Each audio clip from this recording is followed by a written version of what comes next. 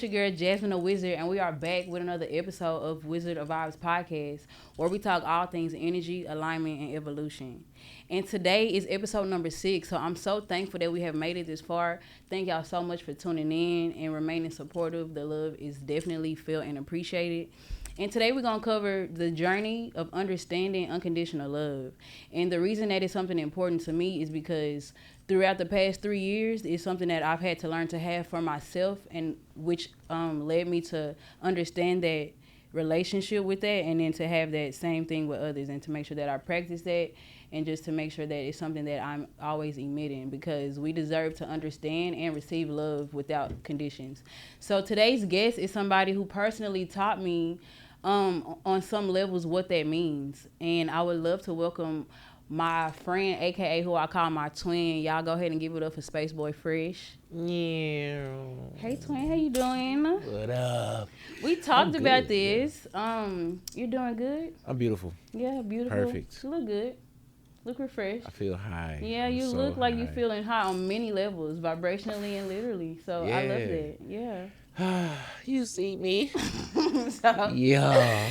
thank you so much for coming. I feel like this is gonna be a dope episode. I'm proud of you. This is hard. You hard. Thank you. Wizard of Vibes. Yeah. This is great. Episode 6. Yeah.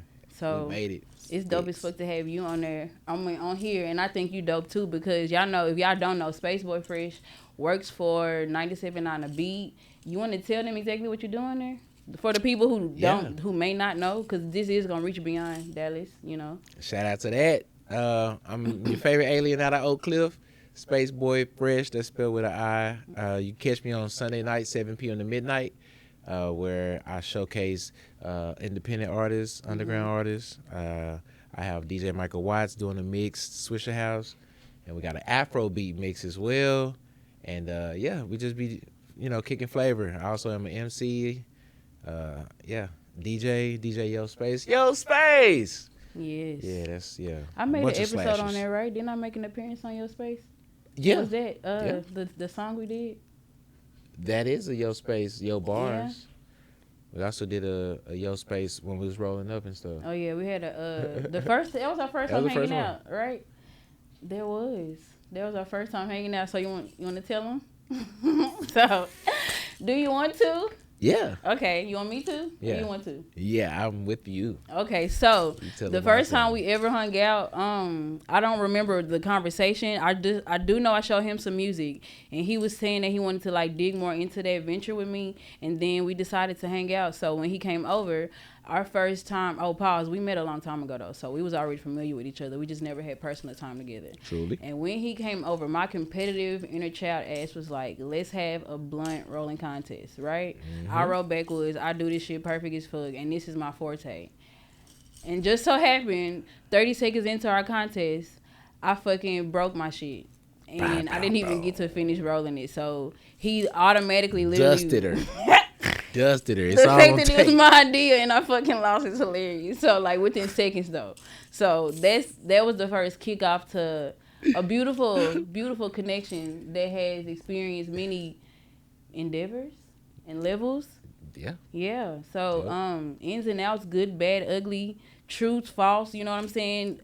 Unraveling, unlayering to raw itself. Yeah. And very vulnerable moments. So I just brought you on here because, I feel like if I was going to express to the people who has taught me that the most, or whose lesson in unconditional love has been, if not the most impactful, very impactful, has been my experience with you. Yeah. So, yeah, that blunt rolling contest turned into some honored. shit. Thank you. Yeah, man. Yeah, shout out to you. us. And you're a great student. Thank you. Because I've seen, like, before and after, I would say, right? Yeah. Like, when I say that, like, beat before me. Yeah. Before me, when we first started kicking it, like, you had this, you snappy still. But Yeah. then it was a lot of snappy. Yeah. And then, like, you picked up some patience along the, and a whole bunch of other stuff that, like, I've heard you immediately, you'll say something and be like, oh, no, you know what I'm saying, my bad, nah, or whatever the case may be. But Self-reflection. just yeah, exactly, like having quicker. a broader mindset that your way may not be the only way. May not. Aries be like, nah, nigga. This shit is how the fuck it's gonna be. And I ain't hearing shit else. Ray Charles to the bullshit, nigga. That was my ego.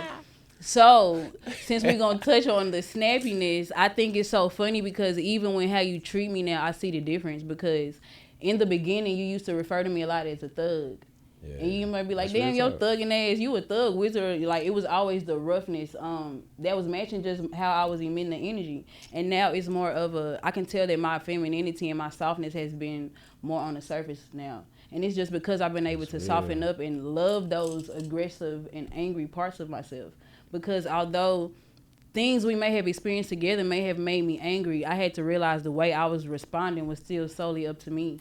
And it was based on my life experiences and the lens I was seeing it through. How at times it was only my way. So that's one of the reasons we can get literally right into it, why I brought you here, because I was telling Leroy, I was like, yeah, I'm doing unconditional love today. And because Spaceboi Fresh is one person that taught me that. And it was times where I was really fucking snappy. And you could have matched my energy, or you could have said fuck me a long time ago when I acted out of emotion and ego only. And it wasn't no love in the situation. It was all emotion. It was all anger. It was all negativity. You know what I'm saying? Mm-hmm. When certain situations weren't met eye to eye, I only knew how to act out of that. But it was also where I was at in life. You know, I was going through a really hard breakup that ended in betrayal. And my business was hit. I was popular when that shit was happening. Yeah. You even got into the mix of it somehow. Remember we had some conversations about the partner reaching out to you. So it just was, at some point, I couldn't even run from it. So since you were a person in that time, you dealt with that version of me. But I also had to realize, like, damn, even through the anger, like, Spaceboi Fresh held love for that version. You was times where, when I think back on my darkest days, like, when I think about the light times in my darkest days, you was a part of the memories. So it was times where when my ego and my emotions... You said that was hard? It's live. It's live, not fake. It is. So when you think about like wanting to give up, wanting to figure out your purpose and understanding where life is taking you, sometimes you might not know how to treat the world okay because you're literally not okay inside. But it was still the beauty of me being able to think back after we had fallen out the first time. Me being able to think back on what you did bring. Because it's so easy to point out what you don't like in somebody when you're angry. It's so easy to move out of emotion. It's so easy to move out of ego and only hold on to that negative experience and let that echo into eternity. But shit, you never match me in that, ever. Yeah. Even when I'm rah-rah saying some diabolical ass, what the fuck is wrong with you ass shit, you still didn't respond to me that way. So there was times, bro, like where you literally left me to sit with myself.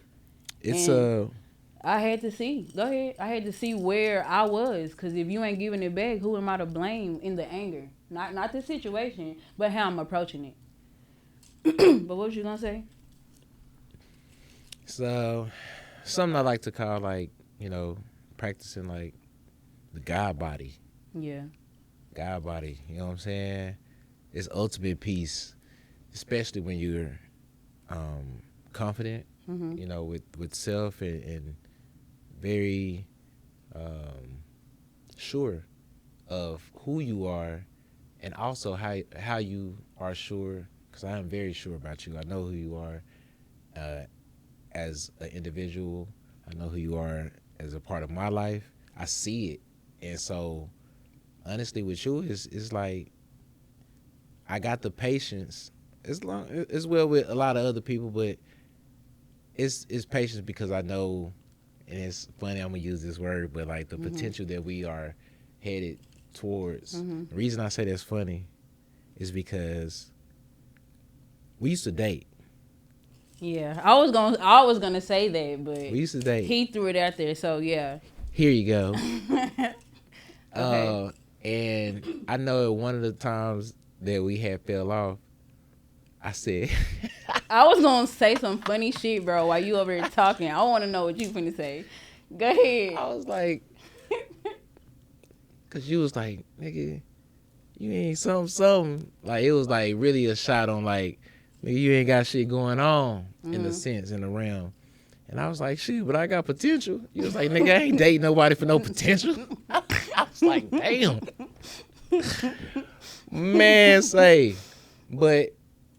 still, it's something that that's a fact, and that's a lovely thing. You got don't date nobody just for potential, but if you truly feel that you know what you know, then it ain't no giving up. And so I always gave you your space. Like, that's with anybody. I ain't no arguing. I'm not finna argue with nobody. Yeah, I don't argue. There's one thing I say about Space. He ain't never matched my anger ever, and I don't. Hey, I'm rah. Like, what you say? You said I'm snappy. So yeah, very snappy, especially at the time when we was dating, because he was the first man I took serious since I had a boyfriend. So he was the first one. They say that's really hard to date a woman who has face betrayal and be that first man to take that role, and that was a big responsibility. I didn't even look at it like that at first. I was so wrapped up in me and what I needed, because of course I needed a lot, because shit, life was lifing at the time. But the funny part I was gonna say is when he said that he knows it comes with confidence and knowing who you are.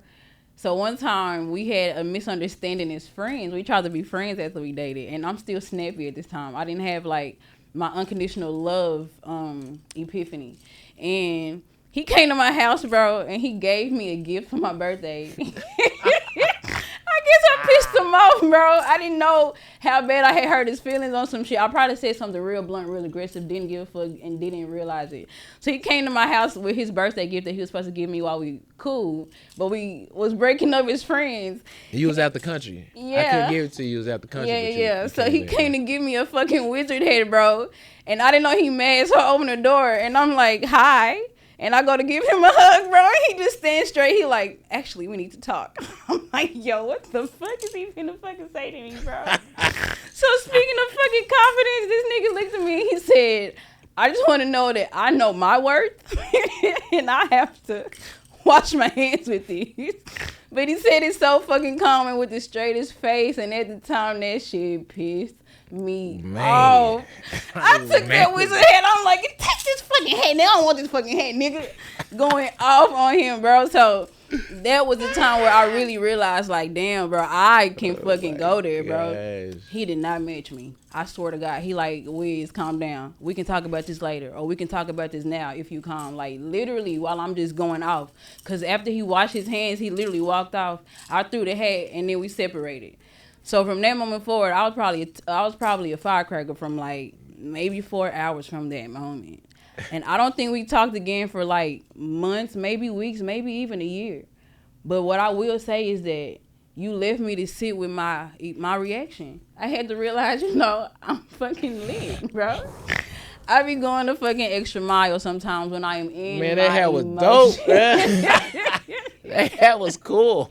I've never been gifted a wizard hat either, so. But the most beautiful part about that is when they say time heals all. Time really did, because the time separated was the time for me to be able to actually miss you and count the value that you did have in my life. So although I had all of those negative emotions from that experience, it was really hard to internalize that with myself when nobody was looking, when it was just me versus me. How do I really feel about him? How do I really feel about this nigga, even though it was the emotion for me, bro. When I told somebody you did that, they fucking laughed. They're like, that sound like that nigga. I'm like, you're not supposed to laugh. You're supposed to feel bad for me. So I just got time to reflect on that whole experience, and I can't remember. I don't think I seen you again until I got my new spot. Am I right? And we drank that fairy tea that I made, and that shit was hidden. Real talk. You was like, God damn, and we was kicking on the beanbag, smoking, purple. talking.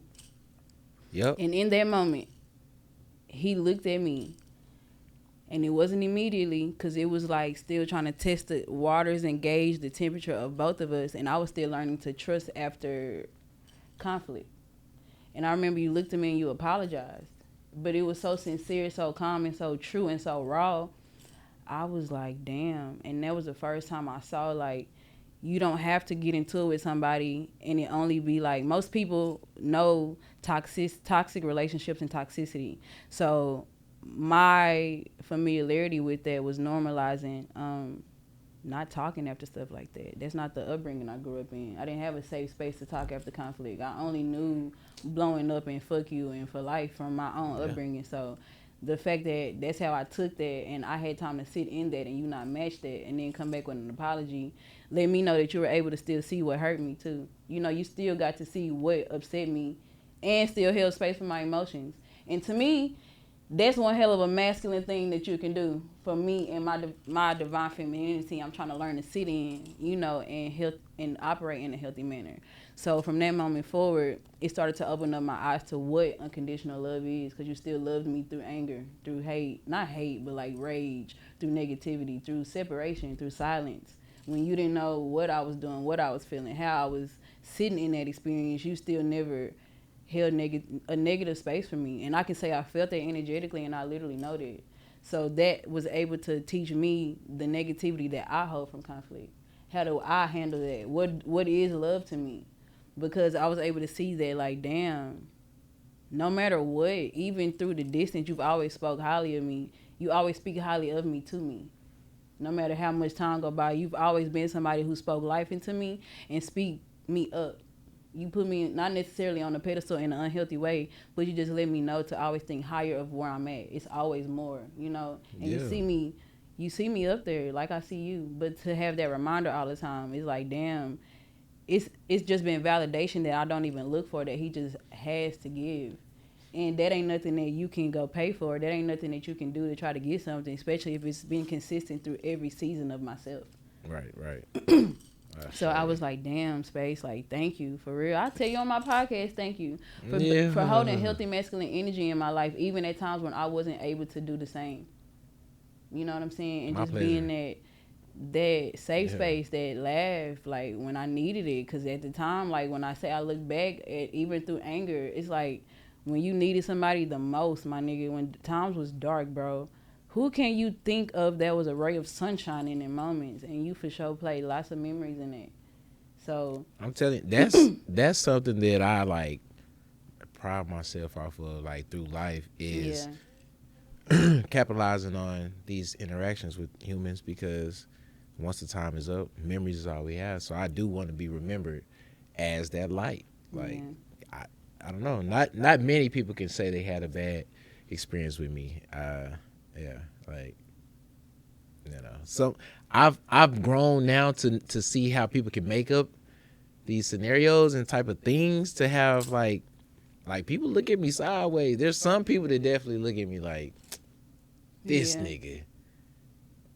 But I also feel like that's a lot of reflection, because, like, I unfortunately can't get with everybody. You're not gonna be everybody cup of tea. I can't get with everybody. Like, you know what I'm saying? Yeah. Hella artists reach out to me, or hella everything, all the things, like, will reach out to me and shit. It's a lot of people. Sometimes shit get lost in the sauce. And I've learned that people feel so fucked up about that. And it be hurt my feelings. I'm like, bro, you gotta know, like, this ain't personal, my nigga. Like, don't charge it to my heart, bro. Like, I just, you know, I'm one person. It's a lot of people. And that's something else you got to think about when it comes to loving somebody. To love somebody is to understand them. So thinking that somebody can only hold space for just you is kind of selfish. So I had to look at you as a whole. What you have been through, what you carrying, what life do you walk on a day-to-day? Who are you to what? I mean, how many people do you have obligations to? Or how many people feel obligated to you? How much energy are you spending on a day-to-day basis? So just a simple, mature conversation can heal so many things.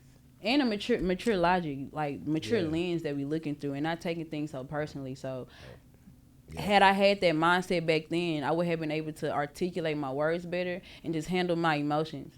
Because a lot of things that I had to learn through with you is that certain experiences are not forever, bro. You just going through energy, emotion, which what an emotion actually is energy and motion, meaning that time not gonna last. So don't fester in it so much. And it takes unconditional love, and not to only love you through the conditions of it being well is what you taught me. Because again, you still loved me when I was still side-eyeing you, angry, screaming. It was still open arms. Like, we can yell at each other and disagree, bro, but I still love you. I'm going to wash my hands, but here's still a gift. You know what I'm saying? And it was so much rage in me, so I had to check where that was coming from and start to heal it and realize that I had learned to love with condition. I had learned to be loved through condition as well. So it was affecting my relationships. And I wasn't able to recognize healthy masculinity, even if it was something that I didn't agree with all the time. You know what I'm saying? Mm-hmm. You still held space for me in a very healthy way. Even at times where you may not have been mature in a way to know how to, you still didn't do it ever disrespectfully. You know what I'm saying? So it's right there with the golden rule. yeah. Like we know all the answers to our questions, which is wild. Sometimes we forget, need those reminders. But the golden rule we learned in elementary: do unto others as you have them do unto you. Yeah. When you talk about like ultimate peace, God body, like those simple rules and principles that we were, taught at a young age need to go into play. Like now, it's time as we, keep recircling the sun, coming back around these years after years, and not seeing that we are hindering ourselves from moving forward because the energy that we put out there is dark. It's blocking. It's a blockage. And we wondering why the cycle keep repeating itself is because we're not choosing wisely. We're not doing the things that, integrity. Integrity is one of those principles. Do the right shit with nobody watching. Yeah. Like, what are you doing when there's nobody looking? Are you the love that you speak online? Are you, this, whatever because a lot of people put on these facades and when they're not in front of the camera or in front of people, it's a whole different them, and they're stuck, and they feel that they're getting cheated out of life because Joe Blow and them is doing this, and they done did that, and this is happening for them. Well, you ain't shit. Yeah. You should do better. Yeah. Stop not being shit when people ain't looking. But yeah, the principles, man. So, golden rule: do unto others, you have them do unto you, regardless of what they do to you or for you. That's when I talk about God body. Mm-hmm. If you're biblical, if you're going, with old Jesus Christ, that guy. Shout out to Jesus, JC. And my boy, if I ain't say, shout out to my kid. Hey, if you're going that way, then it's, man, this fool. They threw rocks up. They did all type of stuff to that dude, and he still forgave them. Like he still was letting, trying to open their eyes to the real. Like, they hung Buddy on a cross, fam. This nigga died and came back and still was trying to funk with him. Yeah. This, the unconditional. Have you heard of agape love? You just told me that, but explain it again. We was on the phone the other day talking about that. I had put it up before we started just so I okay. could have a definition. Someone just put me onto it. Yeah, you told me that literally yesterday? Yeah. Okay, but I forgot. So tell me again, please. Sure thing. I pulled it up. It says, agape love is that real unconditional love. It's love you give without expecting anything back. It's about caring even when it's hard, loving people through flaws and mistakes, choosing compassion, patience, and forgiveness, doing right by folks just because it's right. Agape love ain't about romance or feelings only. It's action. It's how you love your kids, your people, your community, even strangers. I always tell people, like, you got to feel me. Like, you got to feel my love. You said to know me is, like, I'm about that action. Like, I've lost relationships because a girl wanted me to say that we were in a relationship. I'm like, you see me. You see me. You got to feel me. But if you don't feel me, then this ain't that. Like, we tried it and it ain't it, because that's my type of love. Agape love is me, man. Like, you going to feel my presence, and I'm going to be locked in. I'm still going to be doing my thing. Got to do my thing. Life is life. Same with every individual out here. But when we together, this shit is powerful. We change the weather. You know what I'm saying? We goddamn change dark to light in most, connections that I have. So... yeah, and that's all around. Like I said, it's not a romantic thing only. It's all around. Like, we all have to focus on self-building, self-love, the growth. Agape we have to love. focus. Yeah.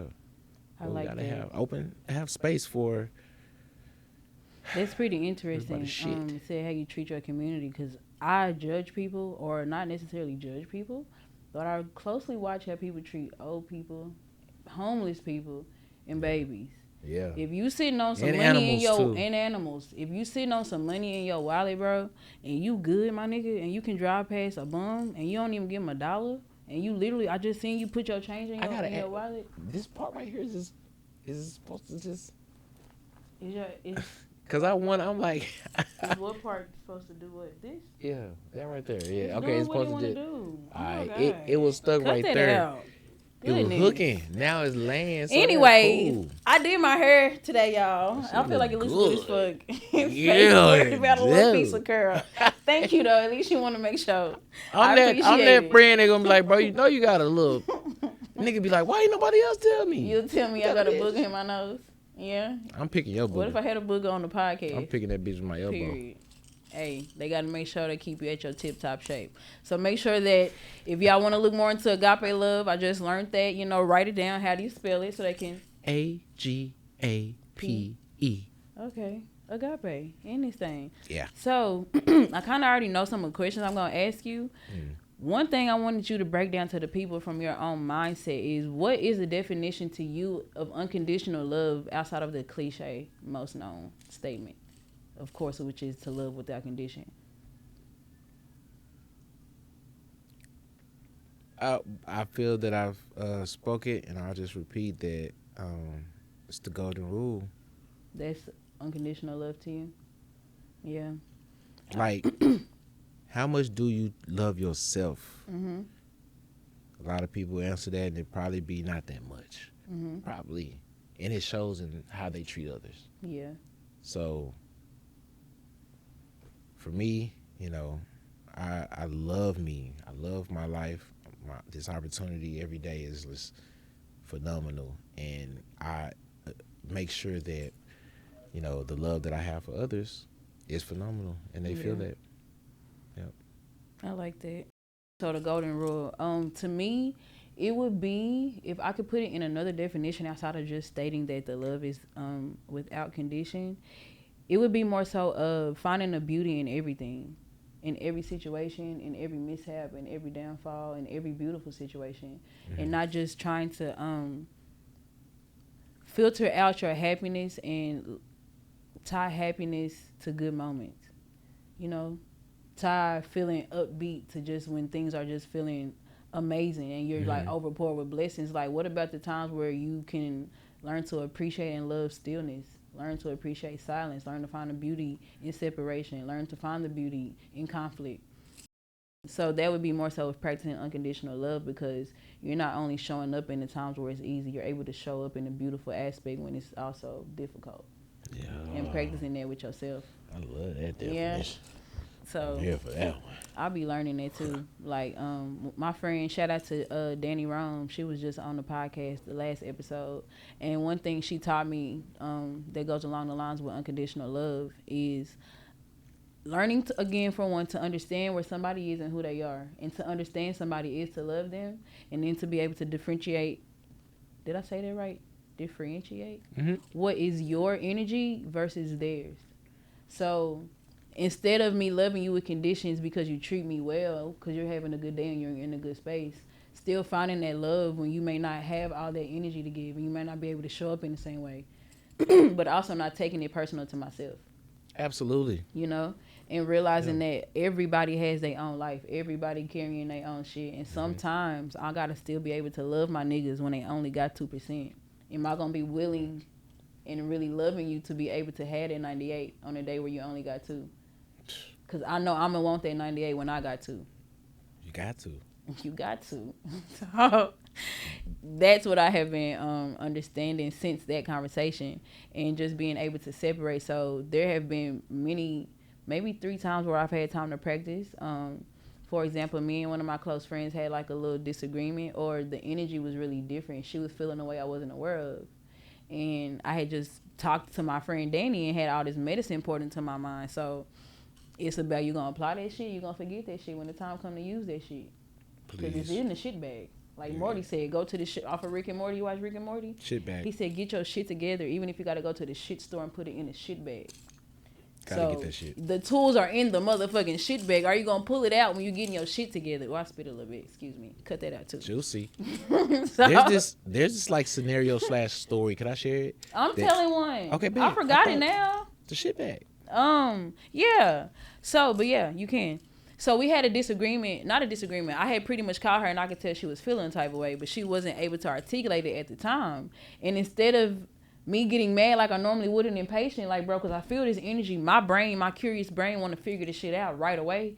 I approached it with love for the first time.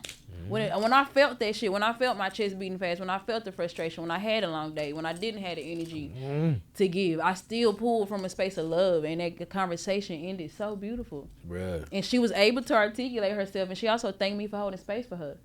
So I was able to show up with loving her without condition. I wasn't only there to love her when she was able to talk to me and show up to how she needed to. My nigga only had the 2%, and I showed up with the 98 because I truly love her.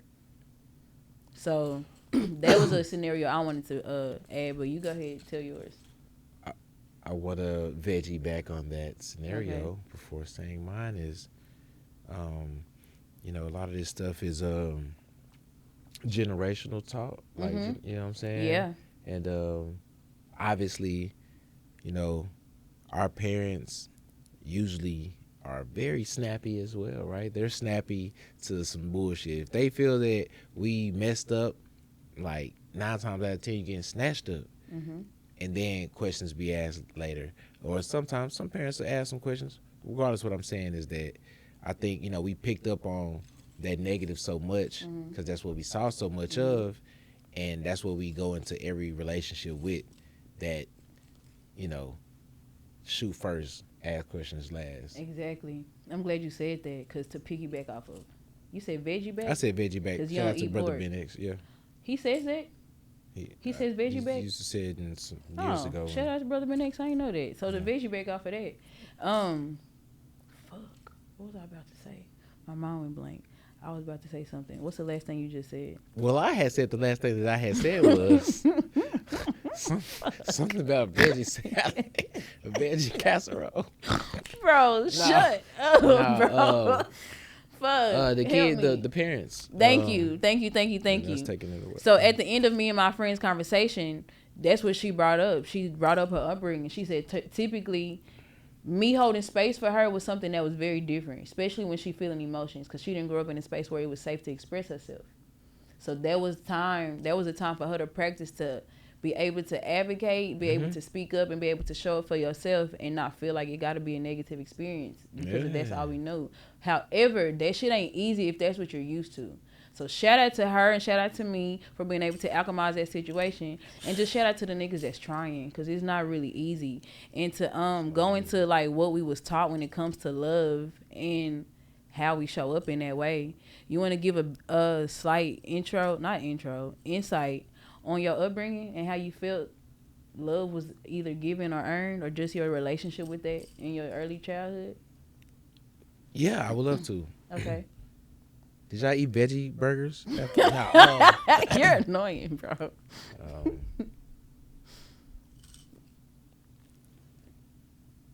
If I could bookmark that question that would not go, I want to just say the quick scenario story. Oh, yeah. Got you. It's like this. We all are the star of our own movie. We go into the theater to watch our movie. When we go into, we first sit down and we are watching the movie in our perspective, which is like, what's that, third person? Out of our eyes. That third person or first person? I think I'm first person.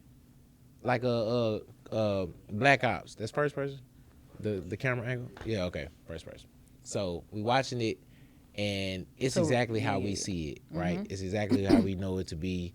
And it's like, all right, I'm gonna go down the hall and go sneak into this other movie. Well, this next theater, it's a movie of your life, but it's out your mama eyes. And so now you see the emotions and thought and ideas of what your mama look at you as. And this movie is a little different right now. Then you like, that's interesting. I'm gonna go down and sneak into another theater. We used to sneak into theaters back in the day.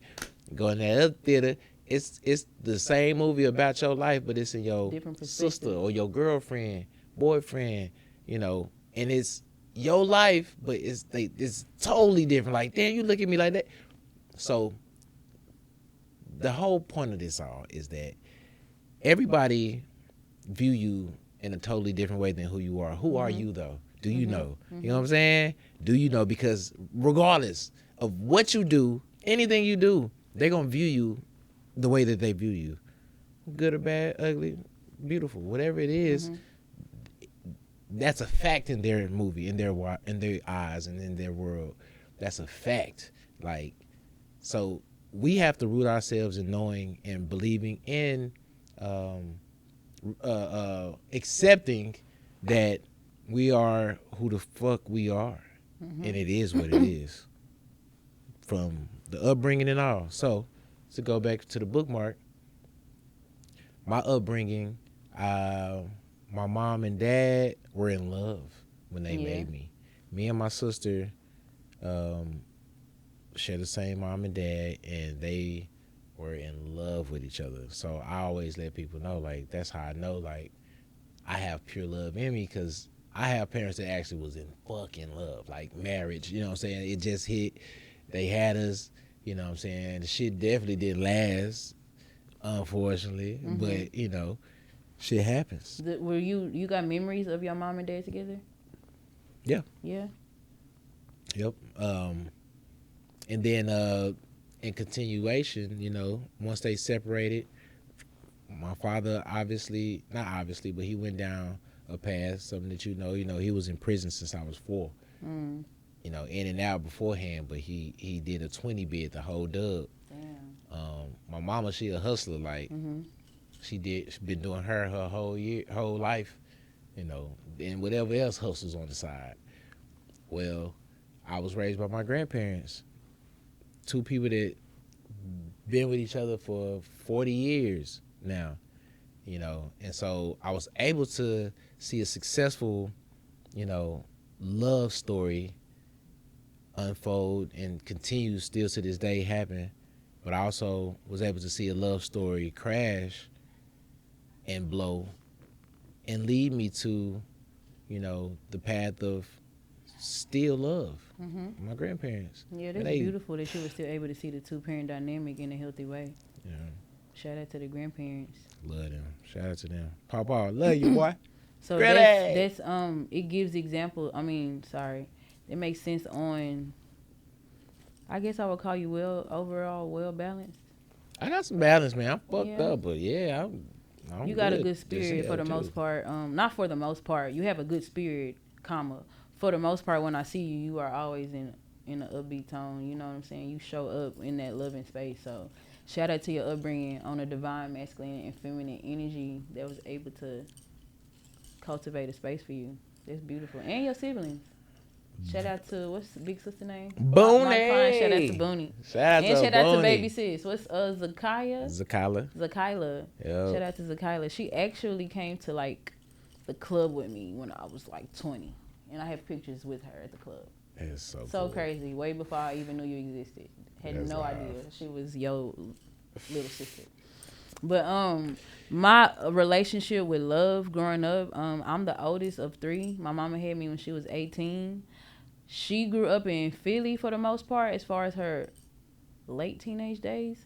Her parents were they passed away to a suicide murder when she was 11. So she moved from LA house to house and ended up in Philly. My daddy, on the other hand, from my understanding, he was raised by his mother and his father, but his father was on drugs real bad and his mother was abusive to him. So he didn't really have the love that he needed either. And he was on the streets when he was young. So he used to sneak to my mama's house when he was like 18, when he ain't had nowhere to go. And my mama used to have him come up to the 3rd floor at her auntie house, because that was the final house she settled into her adulthood as she bounced around. So neither one of them had that maternal or paternal love in their life. And even if they did, it wasn't for a very long time. So they never really had that soft love. They just knew struggle and sadness, if I'm going to be just a buck. But they still were young. So I remember pictures of them. They still were, when you youthful, you don't really understand or had time to let life weigh on you, even if you want to, unless you know you are one of them people. But that's really less likely when you're young. It's kind of, you're still more vibrant and have more endurance, I should say. So they were still kids, but it was a lot of life happening. And when my mom had me, my dad ended up moving to Maryland, which is like a few hours from Philly. They lost contact, and next thing you know, she moved from Philly to LA back with her brother. She got married to somebody that was in the military, and after he got out the military, he moved us to Oak Cliff, Texas. Been here ever since I was 3. So my upbringing, when I can remember, I grew up and shout out to my mama. Disclaimer, y'all, my mama, I had full understanding that she did the best she could, and my mama had it really, really hard. So when y'all hear me speak about my experiences with her, just know I'm speaking it from a lens of my experience and my truth, but not condemning her, because she didn't have no guidance. She was literally guiding me with none. I'm glad she loved me when she didn't have any, and she continued to live her life when most people that live her life end up as crackheads on the street, homeless, lost their mind, mentally ill, in jail, and she's still here. So I do love you, mama, and I do understand where you coming from. I'm just sharing my truth because I know it'll help somebody. So you put it in the song we got. Yeah, Mama I did. On her own. And I'm grown. Yeah. Fuck. Cause she believe in me. Yeah. So. I don't know why my mind blank. I'm so high. I'm so free. I made space. I found me. I got it out the mud and I lived clean. Never lonely cause the spirit always with me. It was times where I didn't know what was next. Energy was really low, but I'm blessed and I found my inner peace. Never stressed for my kids. I'll never fold. They the best. Used to feel I was alone cause I've been raising 2 kids all on my own. Man, respect for my mama now that I'm grown. When I need some advice, I'm out on her phone. She be telling me that she believe in me. Her inner self is what she always see in me. Your part, you forgot it. Life is a movie, no DVD. So yeah, take off at 3. Yeah, I put it in the song. I'm gonna put it on this on my YouTube, on my short, so y'all check out. Or I can just tag the link to your space where we did that. Yep. But yeah, shout out to my mama. And I understand the way she carries, especially now being in her shoes as a mother. But she grew up really emotional, and there was a lot of times where I would come out as a kid vibrant and like just ready to play, ready to love, and she just would be moping, bro. So I always learned, grew up, what's the word? Filtering, balancing, alchemizing out the love. So I seen that she was hurt from a young girl and I always wanted to fix that. So I grew up overextending, over loving just to give her some life. So it took it into my relationships. And then my father, he grew up angry at black women because his mama, you know what I'm saying? So he extends that to me, and I grew up with that love, not knowing shit, shrinking as much as I could just so I wasn't getting exploded on with him.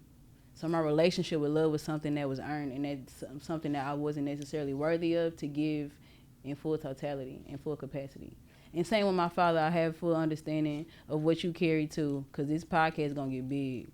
So I just want to put them disclaimers out there. When I tell my life story about my people, I'm speaking and I'm breaking our silence. Because niggas might have judgment on me and niggas might have judgment on them, but they don't know what they went through, and they didn't have the courage, the platform, the ability to get this shit out. So that's what I'm here for. I'm just a voice for my bloodline. That's all I'm doing it for. But yeah, I grew up to just learn to earn love. So even in the relationships that I chose to really just stay in for years was always conditional. Like my first long 6-year relationship, he was very temperamental. I never really knew. I understood what could possibly be a misunderstanding just as a human being, but I never knew his temperament or how extreme he would take it. So it always kept me on guard and anxious, exactly like my father. And I noticed that my relationships with women, when I date women, at the time when I was able to look at my pattern, it was women who needed emotional stability and needed somebody to love them, needed somebody to be there for them, needed somebody to enlighten them, like I was for my mom. I was trying to be that happy space, over pouring, overextending, over performing, doing all of this extra stuff just so I can get some attention or so I can get some affection, so I can get some validation. And I noticed that started to trickle into the partners I would choose. So now that I'm able to see what I was used to, I'm able to understand that they did the best that they could, but it don't stop there. Okay. It can't stop there. And I'm able to show up for myself and them in ways that they weren't. So it's like my parents, I'm their firstborn on both ends. And I'm the first girl, I'm the first a lot of things. So I feel like the pain and everything that they endured came and they were able to, or they're giving a chance to alchemize it through me. So I'm making sure I take full advantage of this life and any opportunity I get presented, anything God guides me to do, I make sure that I do it. And I'm not scared to share my truth. So I know that some of the stories that y'all gonna hear, some of the things I'm gonna say, it may be triggering to some people. Some family members might not want me to vocalize certain things, but it's just because they haven't been free. They haven't had the courage to share truth. And once you get to that level of acknowledgement within yourself, you got to do something different, bro. So it's okay to talk about the things. We don't got to live in the shadows no more. It's okay to be yourself. It's okay to look at you with all the lights. I literally got 3 cameras on me and 2 big ass lights. So it's okay to be yourself. It's okay to love yourself. I think that is my answer for what's my definition of unconditional love is true love for self, like ultimate love for self, no insecurities. Yeah. Like, the acceptance of self is unconditional love. Cause then again, it'll go to the golden rule.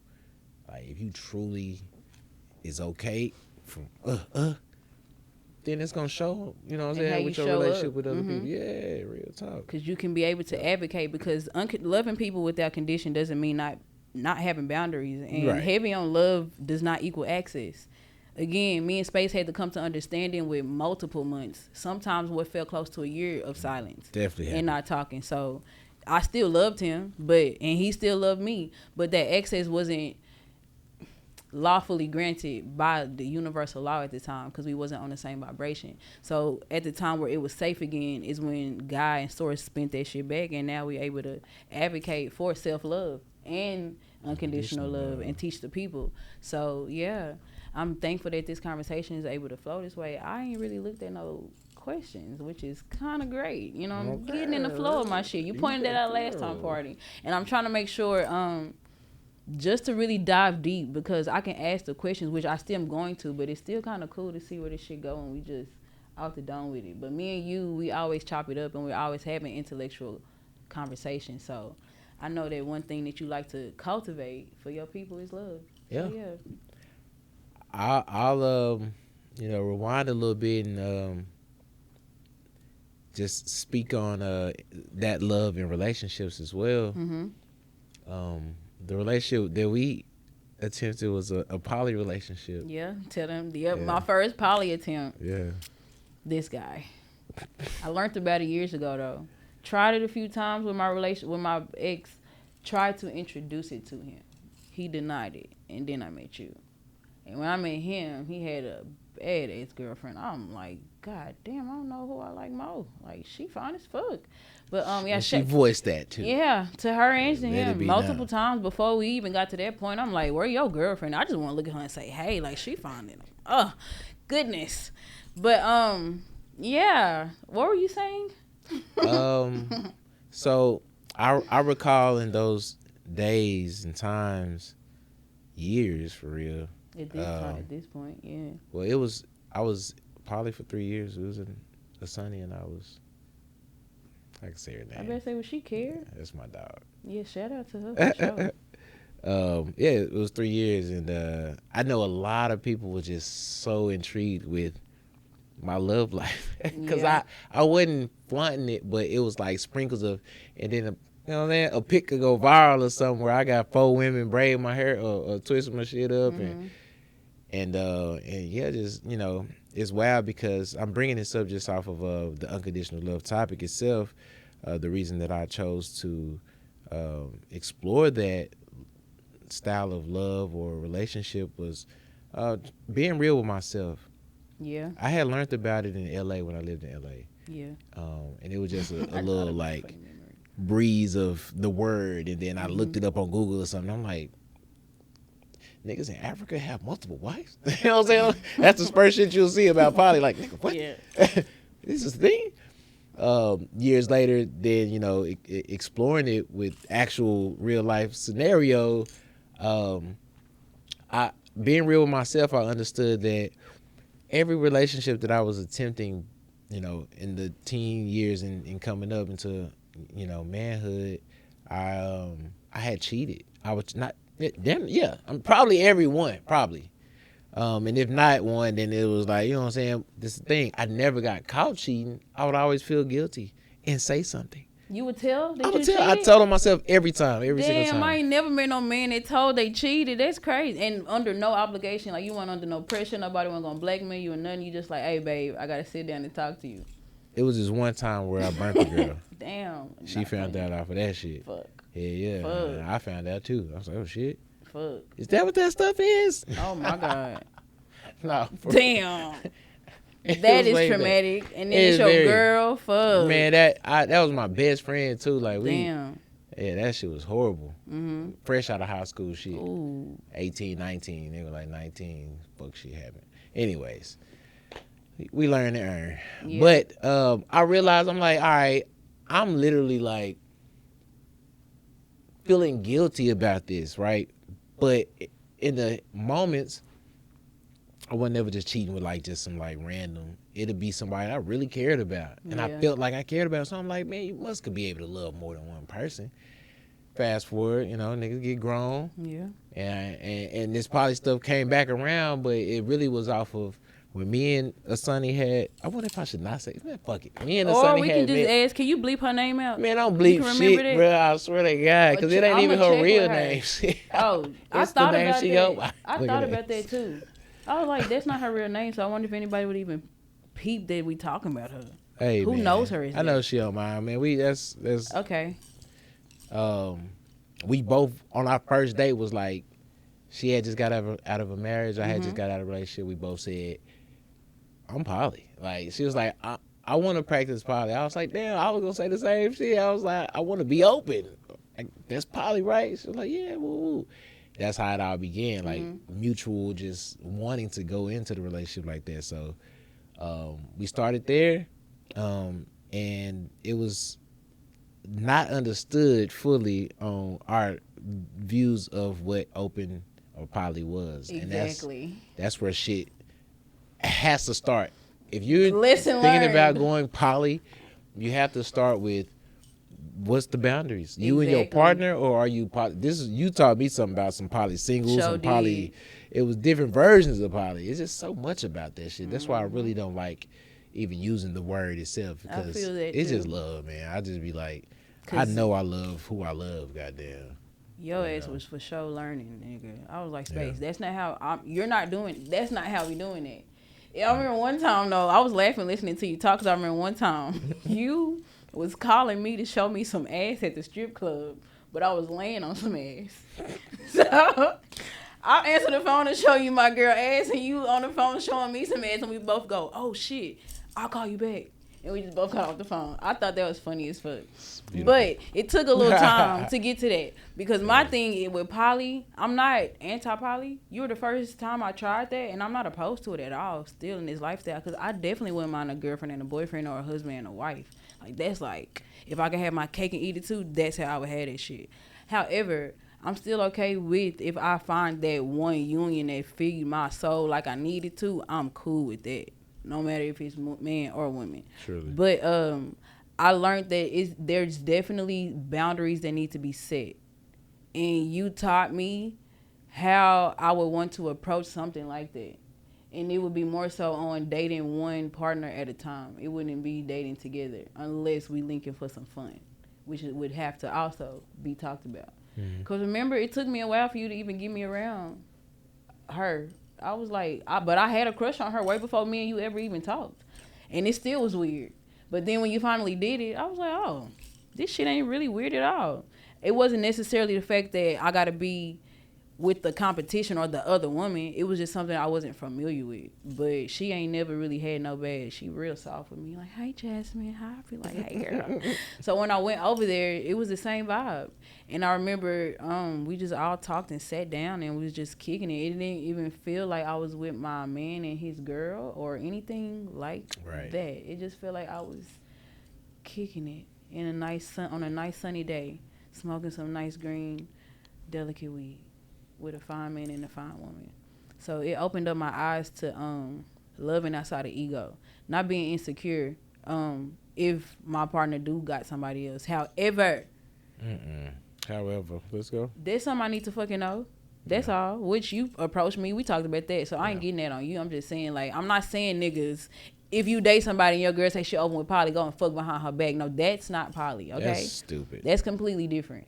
So I'm okay with my partner having other partners if that's something we talk about and that's something that we know and that's something that we both have sat down and say what our boundaries are or are not. But if you can do a poly relationship, a healthy one, or if you can just even do one without getting your heart broken and just understand every lesson that's taught to learn, you can get the hang of unconditional love because it's loving outside of the conditions of what you quote unquote think you need all the time. Come on And now. that relationship with you, although most women be like, nah, hell no, I can never share no nigga. I would never. Shit, you taught me shit. I am me. Regardless of who you date. I'm still going to have my impact. I still see the energy that you receive from me. I still see that I got my place. Not to say like place in line, but shit, I know who I am. I know what my energy do for you. I can see it. I can feel it. And you tell it to me. So there still was a level of feeling very special and valuable, to be honest. There was never no like hierarchy. There was never nothing. I never felt like I came second, to be completely honest. So I was like, damn, regardless, like it taught me the confidence of who I am as a woman. And you don't gotta go out your way, even if you ain't poly. You don't gotta go out your way to see what a nigga doing, going through his phone, hoping he only talking to you. Make it like you don't gotta go through all of that. The divine feminine sits still. She know her power. She sit on her throne. They gonna come to her, and you don't have to check for that shit. Because if you really know what you bring, if he do too, he gonna know. He gonna know who he got, and if he don't, it's not for him to see. So that's what that shit taught me. Outside of, I don't think I ever felt jealous. It was never a time I felt jealous. It was times where I said, I don't want to do this, and you asked me, and I might have charged you up. Like, didn't I fucking say no? Why you asked me again? It was literally conversation like that, but I ain't never felt jealous, ever. So, yeah. That's dope. And that's, man, insecurities in any relationship, man, y'all, we gotta do better. We gotta do better, man. It's a sad fault, you know, that it's a glitch. It's a glitch in our system where we aren't secure with ourselves, and it just causes a open, you know, a realm of endless possibilities of negative possibilities. I try. We on Wizard of Vibes. So what the hell you finna say? I got engaged. Oh, I thought you finna say something. Okay. I was engaged. Okay. I tried a monogamous relationship after my poly relationship. So this was the first relationship since your poly? Yeah. Okay. Second. It was second. You remember that? You remember that flight attendant? Nah, you remember that girl that y'all was dating the same person, homies.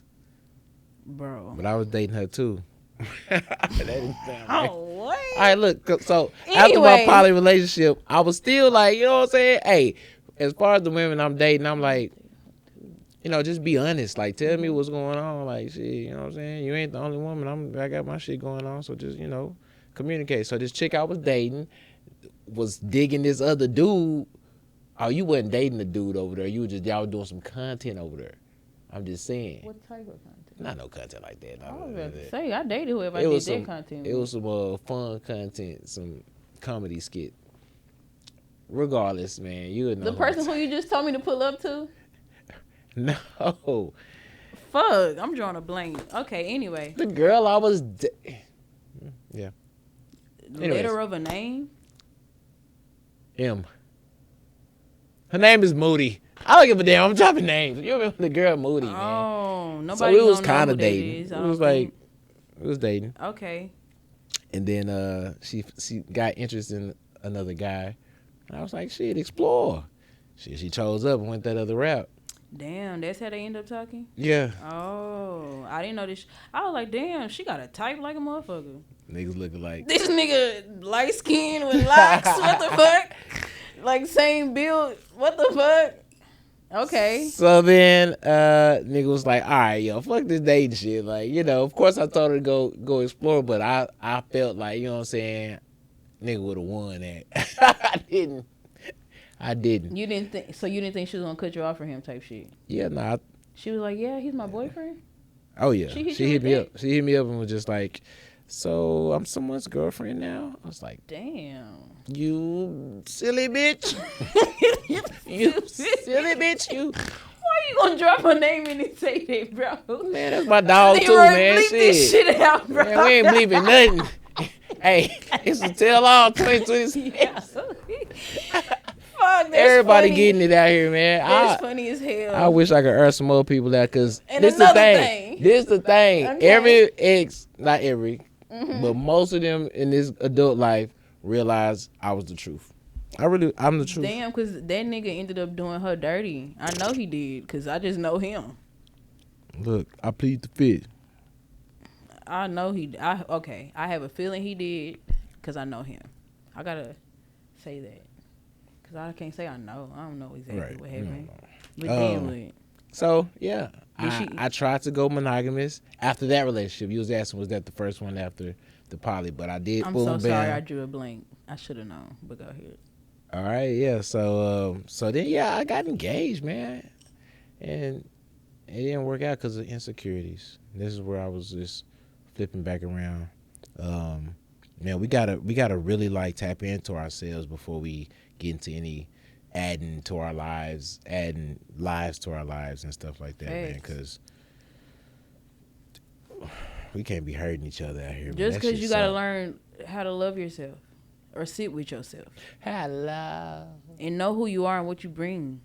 Like when you know that, it'd be so easy to not chase shit and not question nothing. But you gotta heal to not question. You can't just be like, okay, I've changed. I'm ready to date now. Hell no. Yeah. That little girl that was hurt, that wasn't hurt, that little man who was over sexual, all that shit, gonna show the fuck up. So free R. Kelly. Bro.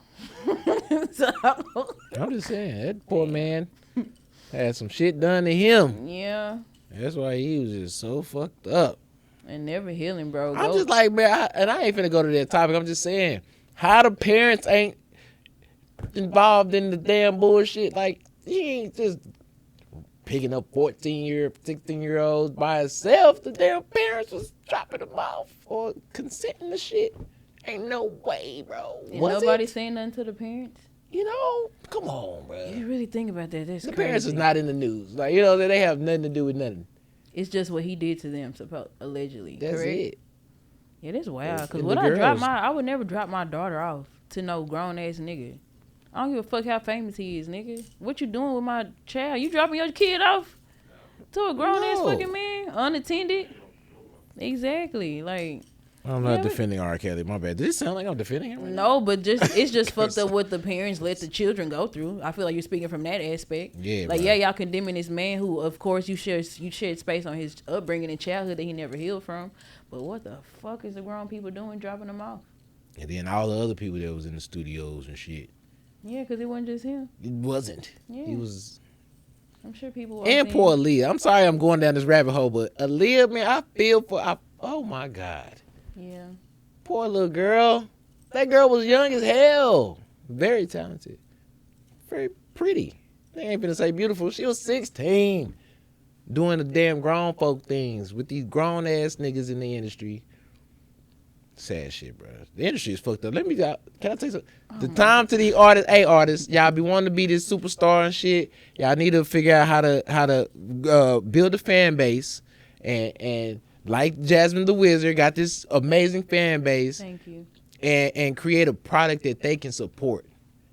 That's what y'all need to do. So that's that you what can every support artist your artistry. Hell yeah. Yeah. Yeah, that's what I do. Shit. Be a business. Hair provides how I'm able to pay for my podcast. I have a service that the people need though, and then I also extend with products. So hell yeah, if you wanna be on the come up and you not have to like go through that type of shit, cause got people giving you false opportunities and shit in return for your body and selling your soul, they should say. Be independent and do what he just said. Build a fan base and give them a product they can support, and then use that revenue to support you, and you'll go somewhere far. You're going there, you will go. Yeah. But unconditional love. Unconditional love. At what point do you feel like loving somebody will require boundaries? Because we can talk about loving through condition, but let me rephrase that question. Do you feel that unconditional love would at some point require boundaries? Yeah. Okay. Yeah, And why? because the reason there's boundaries is because we all are different. We need to stay when you first, figure that you're rocking with somebody. I am a firm believer that you need to lay out the triggers. Mm-hmm. I feel like the triggers need to be motherfucking discussed. Trigger warnings, triggers. Only when it's safe though. After Safe, it's yeah. safe, because don't get nobody a bluept to play you too. So after safe Right. space is earned, Facts. then hell yeah, you can And lay it on the traumas. table. What was your upbringing? It's an uncomfortable conversation, but we need to make it normalize. We need to normalize it because if we gotta wait for the triggers later down the line, then I at least need to know, how you view things and what you viewed and how you view them. Mm-hmm. Not in a judgmental stance, more so of understanding. I want to understand you more, and I know that we all are just grown children. We still the kids that we started off as. Like, they don't go away until you just get washed into this system. It can go away, but like That's why shout out. I'm so sorry. no, Shout out to all the artists and creators, bro. All the entrepreneurs, anybody who's continuously creating, because the artist and the creative is the child who survived, my nigga. So if you are out here doing anything creative, your inner child is still alive, and you didn't get washed away to the system, bro. And that is so important and such a flex. Even if you don't realize it, I had to highlight that. You're the child who survived, my nigga. Shout out to you. shout out to you. Your creative you. spark, your inner child, your imagination, your wonder like mind is still existing in your adulthood, and that is beautiful. A lot of people have no existence within themselves. They just know work, sleep, eat, repeat. So shout out to you. Gotta have a balance. Got to. But you got the workers and you got the creators, Yeah. the visionaries, the dreamers. But you got the people that just gonna work. Yeah. Anyways. I had a conversation with Shorty today because she was on her way to go take a drug test, and she asked me, do I want to ride with her? I'm like, girl, I don't ride to drug test, nigga. Last time I don't do that shit. Niggas don't, fuck, I gotta, they ain't even in my circumference of conversation of conscious thoughts, bro. Like, what you doing that for? She was like, oh, I'm picking up a second job. I was like, bro, you make this much money and you work these much hours during the week, bro, and sometimes work on Saturday and you finna pick up a second job? I said, you remember that song we were just listening to when we was laying in the grass, nigga? When he said, are you living or are you just surviving? I said, baby, you're surviving. It's time to go live. Man. I'm like, because you are on the clock, bro. I said, and ain't nothing wrong with that. But I want you to understand the life that you waiting for, that love that you searching for, how you keep pissing me off. Because you don't know how to sit with yourself and love yourself and be honest. But I can see that, so I'm holding space for you in the way that's comfortable for me. However, you wouldn't have to look for that if you found it within yourself. But you can't give yourself that time and space if you're giving your life away to these clocks all day, every day. So you finna work 12 hours a week, 12-hour days along with a second job. Who are you gonna be? I said the reason why I'm able to have this art on my wall and express this shit and do this shit is because I've had time to sit with myself. I've had time to love myself. I've had time to discover myself. So that only came with time, though. That only came with tears, darkness, and uncomfortability, discomfort. There we go. I be making up fucking words sometimes. Sounds But good. yeah, I had to tell her that, like, why are you doing that? You got all this life and got all these lessons to learn, all this knowledge to gain. You're not going to gain it making somebody else's dream come true, and that's all that you put yourself into. The company that you work for is somebody else's dream, and they expanded that shit worldwide to where they got people like you making it happen. Give yourself some time to go explore your inner child. You need to go outside and play.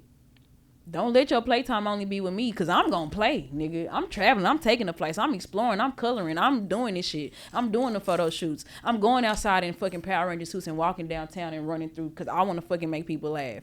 That's going to be me. I'm not going to ever stop playing. So don't only play in my presence. Give your inner child time to play before you become that trapped adult that don't know theyself. Because she was taking it as if I was condemning her at first or telling her that she needs to just not have a job. I was like, no, I'm not telling you you don't need to have a job and be stable. I'm telling you don't give your life away to it. It's a big difference. It's balance. You want to work because you ain't got comfortable with sitting with yourself. Right. So she didn't know how to sit because we've been taking some time apart as far as just not being up under each other as much. So she's having to sit with herself ain't nothing she really ever got comfortable to do. So instead of doing that to discover who she was, she decided to pick up a second job. And I figured this out with the whole invite to the drug test. And I'm like, no, ma'am. I'm not going with you, but like I need you. I'm not telling you what to do, but I just want you to think about your actions. You ain't finna have no time for yourself now. I've never taken a drug test in my life. Shout out to you. I had to for a call center and other, little lame reasons, but I feel like it's a lucky thing that I haven't. Yeah, but it's just a fact too. And my shit always come out clean. So yeah, I was just like, yeah, don't give your life away to that and not be able to understand, because you still can tell that you searching for what love is, but you got to learn to unconditionally love them uncomfortable parts of yourself that you're not able to see with. Are we okay with meeting a person where they're at? Because a lot of times, we all on a journey, but a lot of times, we notice that we're a little further on in a certain category or section of life and its journey than another person, or than a partner, than a friend, whatever. My answer to that, in this space and time that I'm in, I ain't meeting nobody no fucking word below me. Yeah. I'm not no more. Yeah. I did it for my whole life. Like, you got to have equal or greater value, of frequency, of energy, of knowledge, of money, for me to fuck with you like that right now, because I'm in the elevation mode. You know what I'm saying? Like, we are entering, we're in a new world right now. It's a whole new world. And those that don't feel that know that their spirit ain't intact. And it's quite fine. You have time. You can take your time, fam. But it's go time. Yeah. And those that know. The star seeds know. Facts. So I feel that. I don't know. Y'all believe in meeting people where they at and holding space for them, or y'all feel the same way? If you ain't know what I'm on, you can't fuck with me. No. Not anymore. When did that stop? Could you remember? This past year. Yeah. You? And how young are you now? 35. Exactly, bro. Me too. So, like, let's say, for example, a woman, so non-platonically, romantically, or a homeboy platonically, y'all fuck with each other. Y'all might have mutual grounds, mutual understanding, share a bond, but they just not where you at in life. Do you share space for that person, or do you create distance and just love them from afar? And we need to get y'all the mic. Small space. Yeah, small space. Right.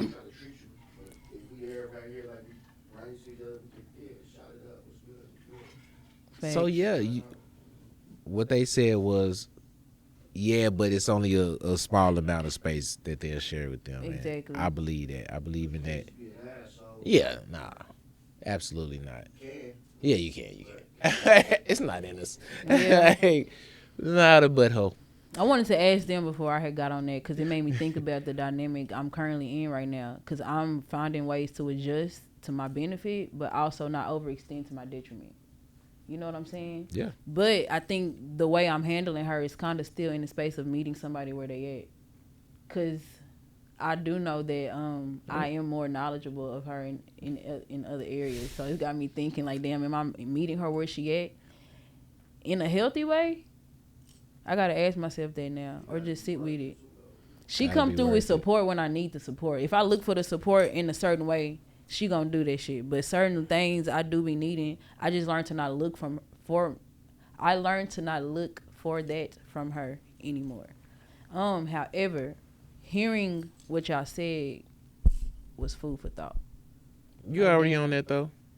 I am, Because for it's sure. not like she's able to just be what y'all maybe were Type a shit. little bit ago.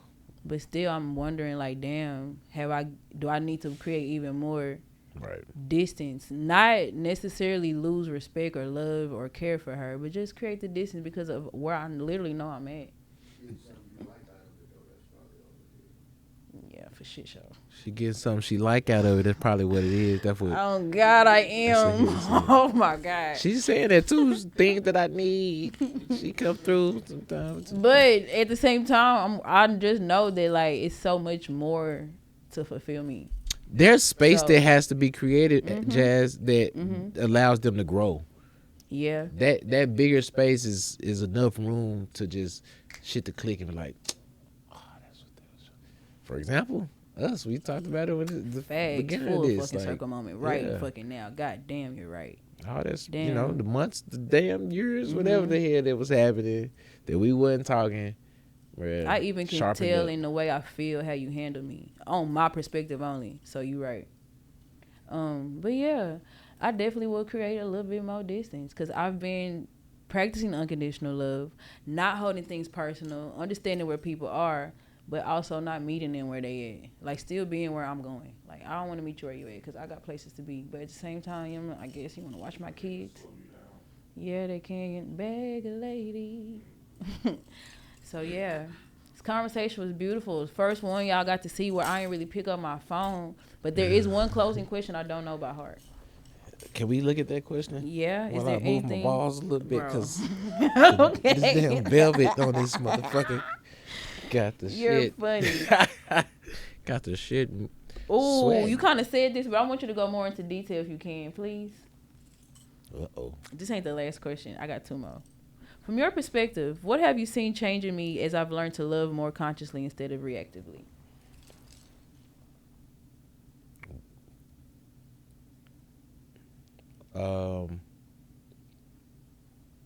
Yeah, so there was a huge period of time that it was after we had like fell off and got back cool the first time. Before the hat or after the hat? Just the first time, because it happened twice or three. It was Okay. I ain't gonna say three on camera because I'd be down. I think it's just twice. Okay. Anyways, after the first time, it was I don't know even. Yeah, I had felt like I was walking on eggshells, like a motherfucker. Like I was like, bruh, I gotta watch what the fuck I say, cause me even thinking that I was just saying to myself that I really wanted you to see me for me. That was really like my like goal was like, bro, she gotta know like I'm not that whatever the fuck you thought. Like I'm like, bro, I'm not that. Don't do this. You know, cause I'm cool with just being cool. That's the thing. Like it's like shit. We ain't gotta.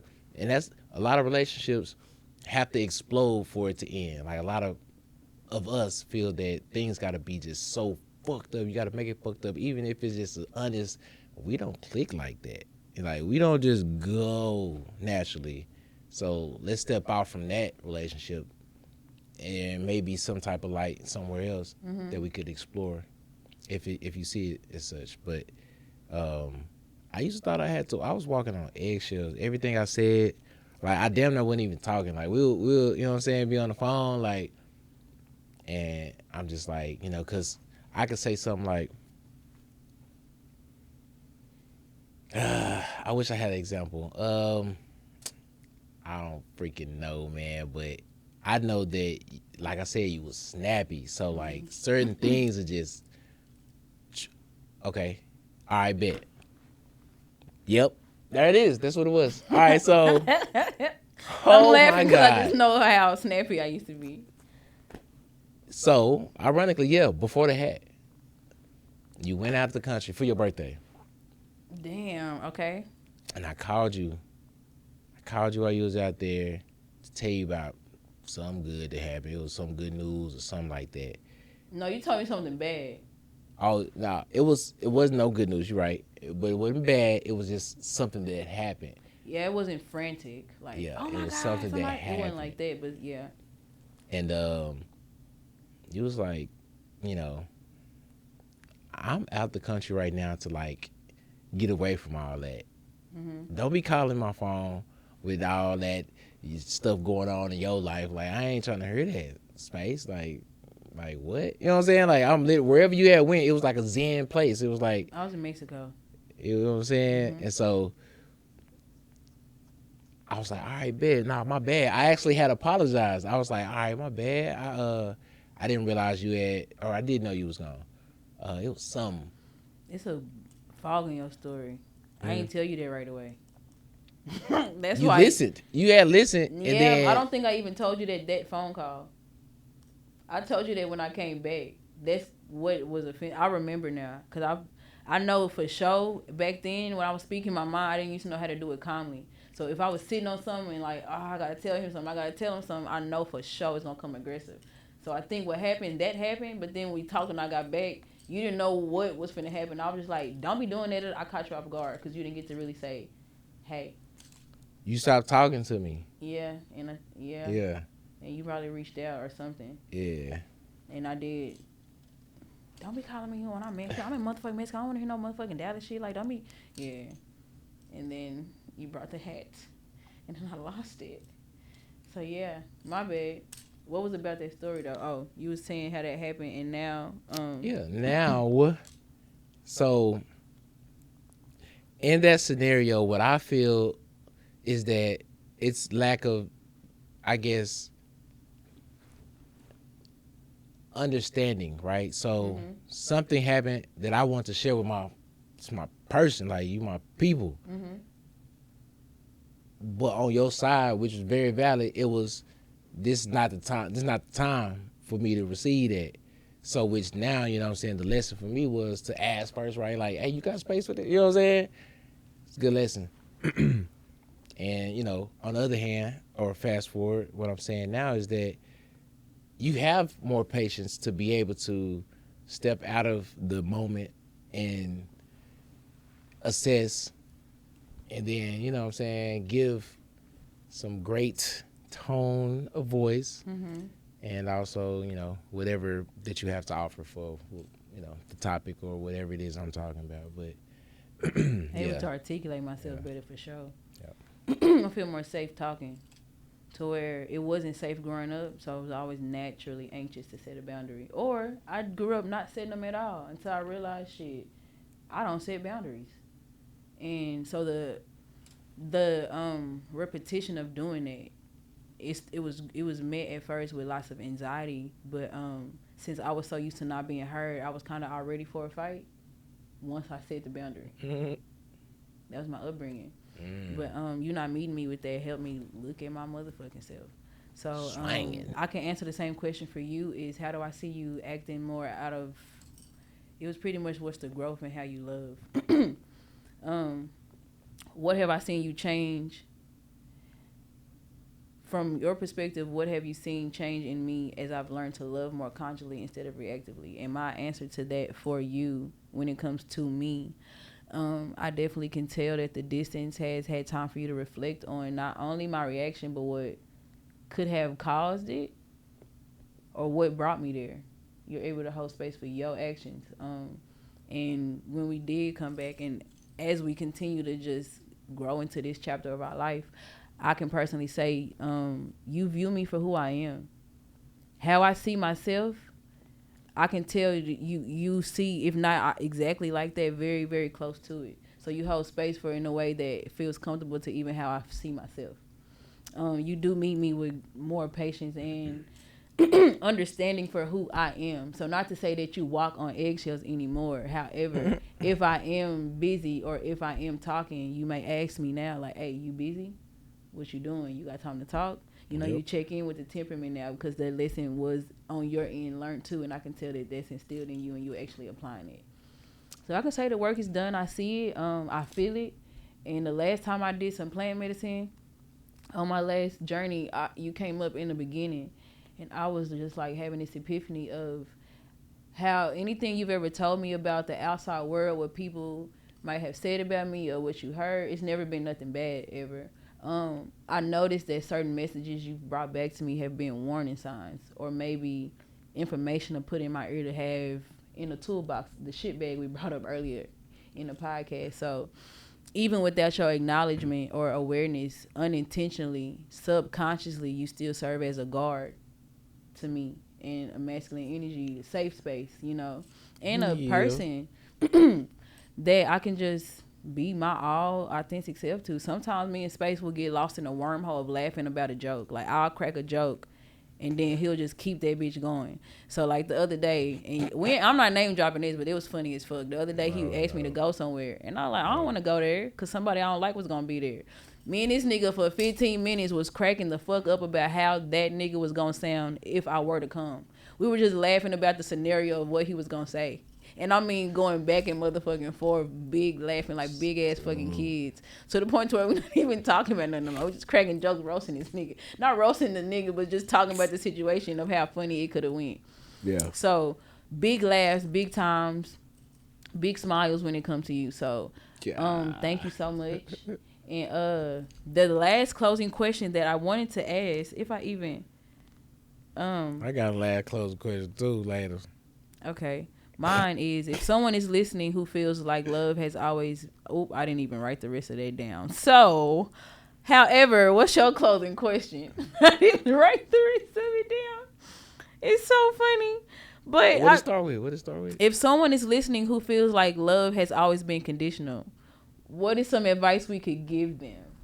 There we go, I guess. Roll through. So let's say the inner child who always learned that you had to be seen, be performative, go out the extra mile, extra extend. They had to always be of service or useful to receive love. Or they only learned to love people who was doing stuff for them. What could you say to them, to people who think and view love through that lens? As the closing question. My brothers and sisters, love don't cost a thing. Boy. Yeah, if your ass gotta pay for it, buddy, it ain't love, right? Yeah. Yeah. And that's what I'm saying. Conditions. There's a lot of people that's real materialistic, superficial, you know what I'm saying, living in vanity. Mm-hmm. And, yeah, that shit is lust, and it's easily confused. Don't confuse it. Absolutely. I like that.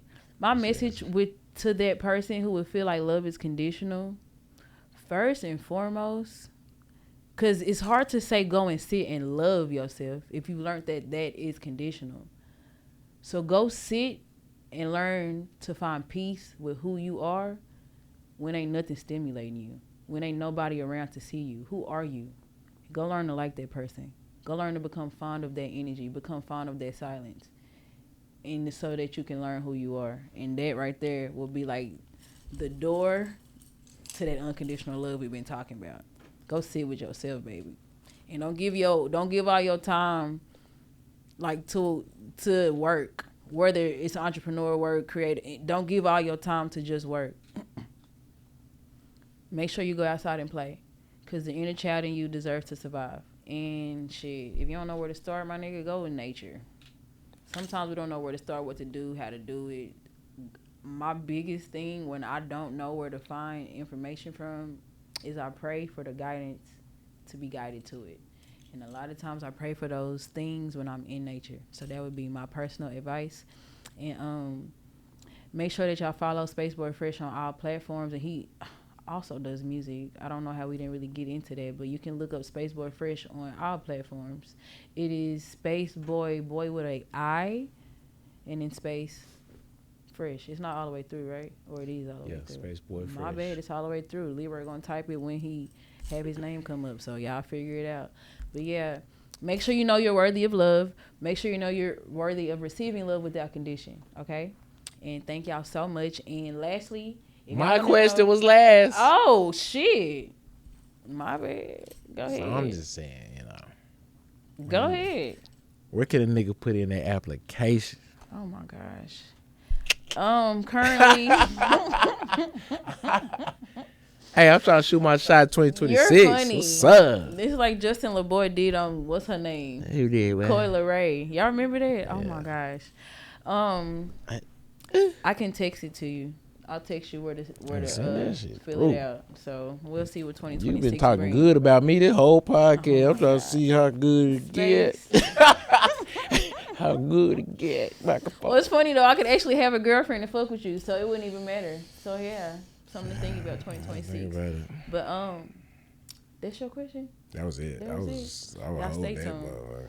Stay tuned for that. My hair, you know what I'm saying? I did it today, and I used the Marley wax. You want to show the camera, show the people. Marley wax. Named after baby boy. Ow. Yeah. Marley. Whoa. It's lock gel, but that's the product that You made I didn't lock make gel? that. Oh. No, Like, no, I didn't make everything else I handcraft, but the Marley wax, no.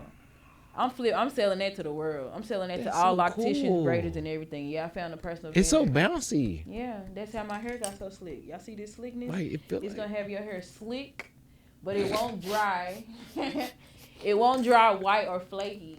You can use it on braids. You can use it on twists. You can use it on locks because I'm a loctician. So most of my clients, I'm putting this on some locks. But I do get those few who get the braids, men's braiding, and then who get the twists. So if you want to get this, I do ship worldwide. And again, it is named after my baby boy. It is not a wax. It is a lock and braid gel. Marley Wax is the name. Coming to a store near you. However, you can get this from anywhere in the world that you need to.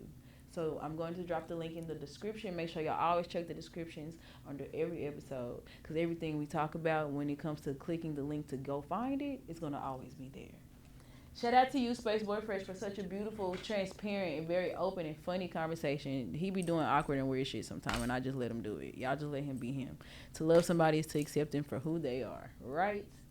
left.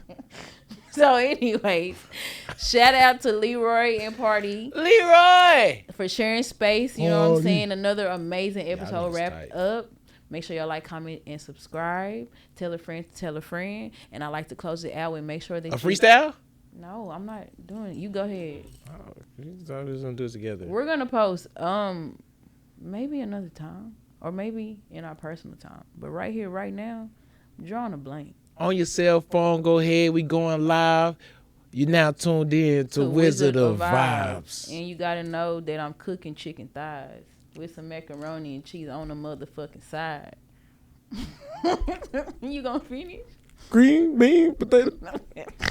Bro, we used to smoke. Oh my God, I forgot about that. We'll get really fucking high and we would like all spit a bar and I mean we'll bounce off of each other but saying some of the funniest, dumbest shit ever and keep that bitch going. So I literally got abs fucking with this nigga. It was hilarious. So yeah, can I say my closing quote? Anything else? Check out Spaceboi Fresh on our platforms, y'all. Thank y'all again for a beautiful episode. Internally heal so that you can externally flourish. Peace, love, and life, family. That's my bar. 6 years in the making, baby. Finna be 7. It's good stuff. Peace out. Thank you. And I'm hosting Wizard Waves. I might throw that back. I might throw that again. Wow, that sounds... Y'all got that on camera? Yeah. No. It's crazy.